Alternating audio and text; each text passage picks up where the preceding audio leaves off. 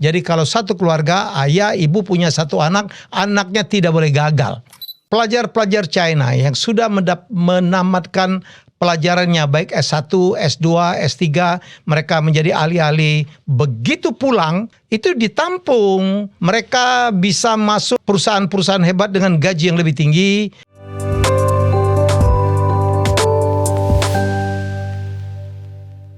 Ya, masih relate dengan kasus lagi nyebutnya Dwi dan Arya suami istri yang LPDP. Jadi gini, ya ini kita harus hargai bahwa pemerintah dalam negeri Kementerian Keuangan membuat BLU, Badan Layanan Umum namanya LPDP, dalam rangka memperbanyak pelajar-pelajar Indonesia untuk dikirim untuk belajar di perguruan-perguruan tinggi terbaik di seluruh dunia. Sebenarnya ini kalau kita lihat bagaimana China, Tiongkok dari negara yang tahun 1978 di bawah Indonesia ya kemajuannya dan juga perekonomiannya, dan sekarang menjadi jauh di atas Indonesia. Salah satu adalah karena melalui pendidikan, yaitu mendidik SDM terbaik yang dididik di luar negeri, karena kita semua tahu bahwa kalau bicara pendidikan tinggi itu yang terbaik adalah Amerika, Inggris, Kanada, Jerman, ya, Australia,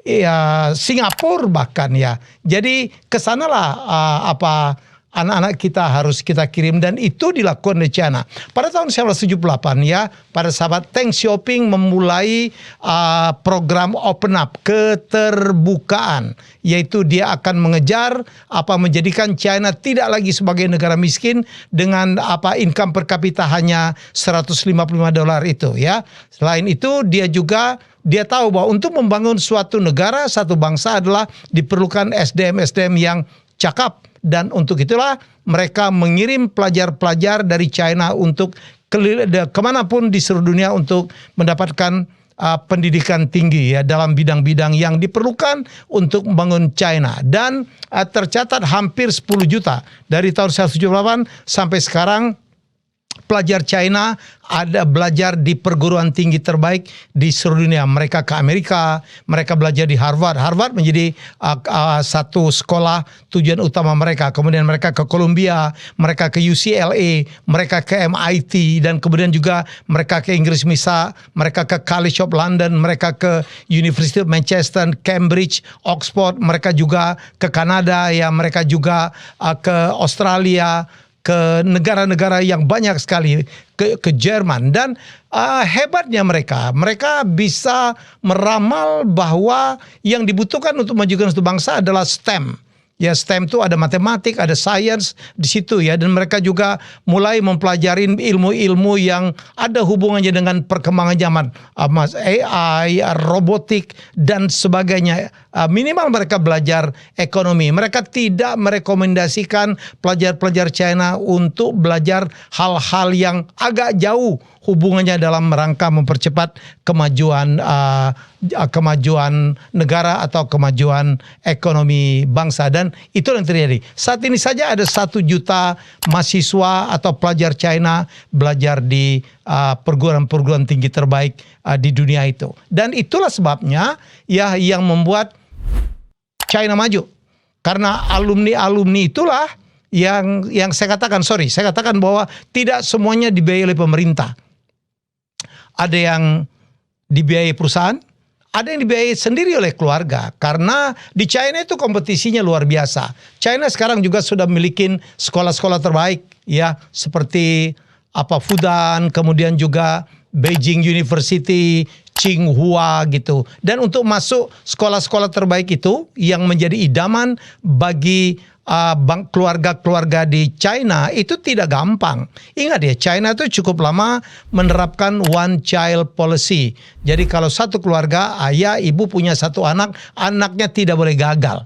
Malah saya kemarin dapat cerita dari teman saya namanya Gandhi di Beijing, bahwa di China itu bapaknya kerja, ibunya khusus mendidik, mengawasi anaknya untuk belajar supaya bisa masuk perguruan tinggi terbaik di China. Tapi tidak gampang. Akhirnya sebagian besar ya pelajar-pelajar China tidak lagi hanya berkompetisi untuk masuk Tsinghua, tapi juga mereka dikirim ke luar negeri. Adalah di Australia, di Melbourne Uni, segala macam. Mungkin lebih dari 20% pelajarnya atau mahasiswanya adalah dari China. Kalau Anda bicara tentang Amerika ya, salah satu penerimaan pemasukan untuk dunia pendidikan itu cukup tinggi loh ya.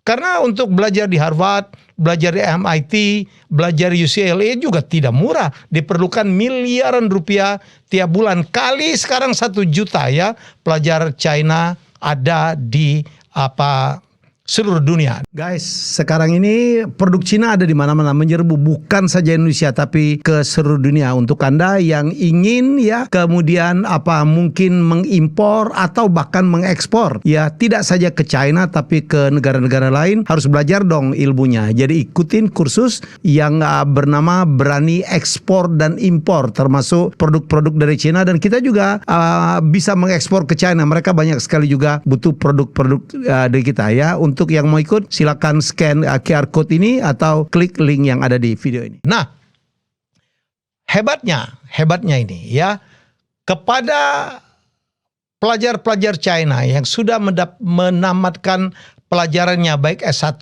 S2, S3, mereka menjadi ahli-ahli teknologi, menjadi teknokrat, menjadi ahli ekonomi, sekarang macam-macam menjadi researcher. Begitu pulang ya, mereka juga diminta untuk belajar bisnis, itu ditampung ya. Mereka bisa masuk perusahaan-perusahaan hebat dengan gaji yang lebih tinggi. Mereka juga mendapat pengurangan atau keringanan pajak. Mereka bisa disupport dengan dana riset yang tinggi sekali. Ya, mereka juga disupport kalau mereka ingin membangun startup-startup. Itulah sebenarnya cikal bakal program-program yang buat China sekarang memiliki perusahaan-perusahaan kelas dunia. Mulai dari Huawei, Tencent, ByteDance, Alibaba, Wahaha, ya, SenseTime. Jadi itu adalah dibangun oleh pelajar-pelajar China yang sebagian besar dulu dikirim ke luar negeri, dan itulah yang membuat China sekarang maju luar biasa. Ya, jadi sekali lagi upaya pengiriman ke luar negeri itu adalah upaya Cina untuk mengejar ketertinggalan mereka dalam teknologi, dalam bisnis, dalam ekonomi, dan juga mempercepat pembangunan dan kemudian menaikkan kelas mereka sebagai bangsa yang sekarang terkemuka, meningkatkan juga perekonomian dan membuat mereka menjadi negara yang terdepan dalam industri di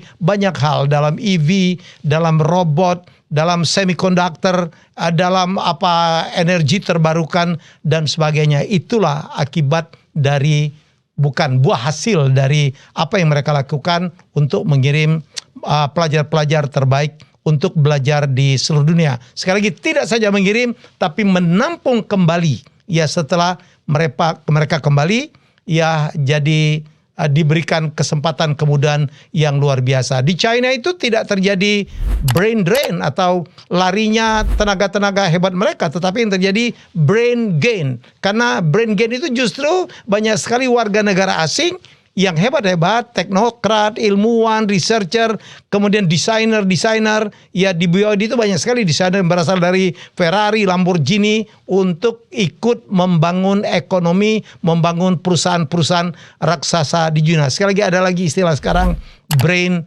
gain. Jadi sekali lagi dari uraian ini kita harus sekali lagi paham terkait dengan kasus LPDP. Kita harus menghargai upaya pemerintah yang ingin mengirim pelajar-pelajar terbaik Indonesia untuk belajar dari perguruan tinggi terbaik di dunia, ya, agar membangun Indonesia.